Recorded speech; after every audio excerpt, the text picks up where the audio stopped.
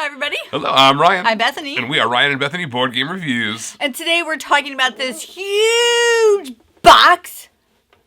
Stop it. Brink. And this is designed by Max Anderson, Zach Dixon, Austin Harrison, and is published by IV Studios. It's taking over our whole screen. It's crazy. I wasn't even controlling it for a minute there. Yeah, obviously that was not Ryan's arm pushing it in my face. It was just doing it by itself. It was just taking over, yeah. Yes. But before we talk about Brink taking over our faces in the screen, I just want to encourage you to subscribe. We have a pretty big announcement coming up in the next week or so, and you definitely want to subscribe. You do not want to miss it. I promise you, you do not want to miss it. So subscribe. Okay, Brink. All right, so if you have played the game Moonrakers, this is actually in the Moonrakers universe. So you still have ships and you're basically doing things on the board and exploring. That part is kind of similar, and there's also some kind of player interaction. It's also similar in that regard. All right, so the main things you are doing is you are exploring this map, revealing new tiles, gathering resources, and then trading those resources with other players. So it's very, very interactive in that way. You're all trying to get prestige, which is your points in this game. It's kind of, I guess I would call it like a secret worker placement game, because it doesn't feel like a worker placement, but it really, what's happening behind the scenes is it's worker placement. You have these kind of ships, and they're either 1, 2, or 3 strength, essentially, what it boils down to, based off where you place them and what ship it is. And you're going to, where you place them, you're going to gather resources and take actions. The small one gives you 1 action and 1 resource, or 1 tiles worth of resources. The 3 gives you 3 tiles worth of actions and 3 tiles worth of resources. So basically, wherever you place them, gets you all kinds of goodies. Some of the resources go straight into your area, but they're going to be your resources that you get to use. But some of the resources you're actually going to be kind of putting in front of your player shield. Those you do not own. You do own them, but they're only for the purpose of trading with other people. You cannot use them for yourself. You have to use them to trade with, and then once you get the things in trade, then that can go behind. So that's kind of an interesting part of this game. All of your ships can be upgraded. There's kind of an upgrade track that you're going up on as the course of the game goes on. You're spending resources to purchase upgrades for your things that are either going to give you more power or the ability to gather more resources. So you're going to upgrade those things as well. There's some global objectives that are very expensive but are going to be very handy, both in terms of points and in terms of special abilities. There's these ambassadors that you can hire. Each one of them gives you some kind of a rule-breaking ability, extra power, more capacity, whatever the case is, they're all going to give you cool and different things. And finally, the end of the round, each end of the round, there's going to be this voting period where basically you are going to spend resources in order to vote with those resources to figure out which color on the board is going to score based off of your placement. So if you're in a lot of, let's say, heavy green areas, you're going to want to spend some green resources to make sure that that gets voted to it's going to be one of the scoring areas this round. That's kind of where a lot of your points are going to come for. You're going to want to focus on that. So again, heavy interaction, lots that you can do and interact and explore on this board.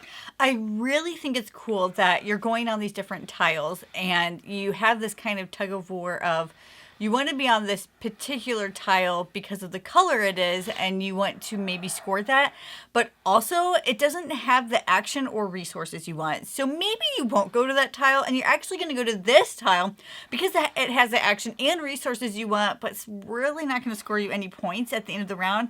And points at the end of the round is like how you make your points, is how you win. So I really like, the first round, you don't see that huge that huge conflict coming out, but in the subsequent rounds, in the second and third round, you just really see that challenge out there. You see where all the tiles are as you've been exploring, you're adding more tiles, and you're like, I kind of want all of it, but I can't do all of it, so what's a girl to do?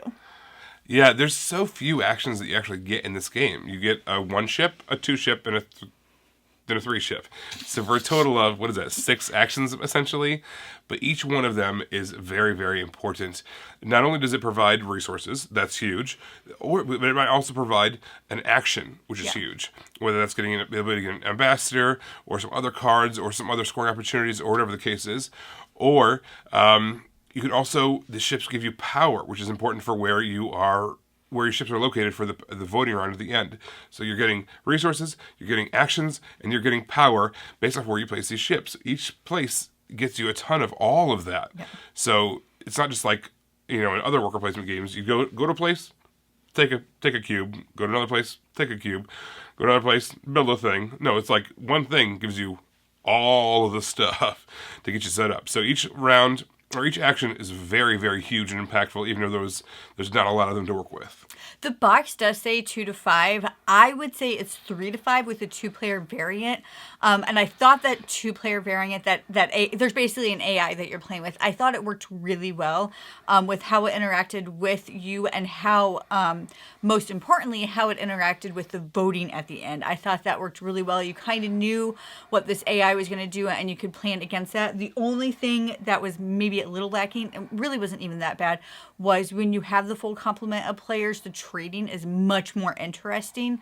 But I still think that the 2-player AI definitely worked and simulated a 3rd player pretty well. I agree, both in terms of voting and in terms of being able to trade with. Yeah. All right, so this is the deluxe edition. All the pictures I've been kind of showing as we've been talking, that is from the deluxe edition. This box is huge, as we talked about. I feel like there's something coming between us. So yeah, Brink, this is the deluxe edition. So the components are going to look a little different than if you get the standard edition, the retail edition. But man, the components are amazing. The artwork is really, really cool. That's everything that we've come to expect from Ivy Studios. For real.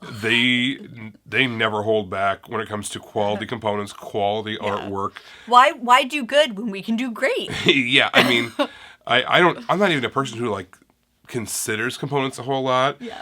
I'm usually like, unless they're either really, really, really bad or really, really, really, really good. Yeah. Other than that, it's just like I'm thinking about the gameplay more or less. But and also I don't get hoodwinked. Some games will have great components to cover up okay gameplay. Yes. And that's why I don't think about components a lot. That would be an awesome top 10 list. Write that down quick. Remind us in the comments below in case we forget. Hold on. Top 10. Okay. All right, but no, these components are amazing, and the gameplay is fun too. Yes. So there is a thing in the game where you don't have to be honest with the deals that you negotiate. That's just not how I play. That's not how Ryan plays. That's not how the majority of our gaming plays. So if I make a deal with you, we're probably going to keep to that deal. You don't have to do that in this game. So if you play like we play, you'll enjoy it. But I also think that if you don't play like that, and if you really like to backstab people, you can do that in this game while still not making it to where that opponent is completely out of luck for the rest of the game. So I think that's really good, where you can have that kind of backstabbing manipulation going on, but you're not tanking your opponent's entire gameplay. They can still plan and strategize even if you do stab them in the back. So I think that that's really interesting and cool. It was a fun game. I enjoyed it. It was fun to see the board expand as you're exploring and try to manipulate where you are and where other people are going and try to trade and try to make it not so obvious what you were doing, because let's just say in one round I did make it extremely obvious what I was doing, and Ryan completely destroyed my chances of scoring anything that round because I was very obvious about it. But I think it's really interesting and it's fun, and it can play with both of those different types of people. This is just a cool game. It's cool to look at. It's fun to play. It's interactive. It's both not mean and mean. Yeah. You know, it's got like the resource part of it, and all that, everything is just absolutely chill. But then the voting gets, and the trading gets insane. So I like that both of those exist kind of separately going on at the same time. It's got good tension. The trading can be a little group dependent, and Bethany touched on that a little bit too. It's can be group dependent. Some people just like don't want to trade or only want to trade if it's in their favor only, you know, and it can get a little weird. Whereas we're a little bit more chill with us in our group. It's like 2 for 2 trading, or if it's like one of the wild ones, the purples are kind of wild, like maybe a little bit better odds for that or something. But there was a lot of times where we each had like purples, and you're like, you just want to trade so we can just keep them. Like, sure. Yeah, we're a little bit more chill with that, and that's just how we prefer to play. But for an exploration game, this is a pretty quick one too, which is nice. It comes in at 90 to 120 minutes is what the box says. That being said, for a voting and resource game, it's a little long. So it's like For itself, it actually kind of works out really nicely. Yeah, it evens out. It works out nicely. It fills the gap that it should be. It is going to be your main event style of game, you know, and for that purpose, it does a good job of it. People are going to be talking about this one for a while. Everybody, thank you so much for watching it. Don't forget to subscribe so you can see our videos as they come out. Until then, you can find us in all of these places. You guys, thanks for watching, and we will see you next time. Bye. You guys, thanks so much for watching. This game was provided to us by a publisher in exchange for a fair and honest review. And if you want to see more stuff, check out over here to see something we think you might like. And over here, we think that YouTube has picked out a great video for you you're going to love. Thanks, guys. We'll see you next time.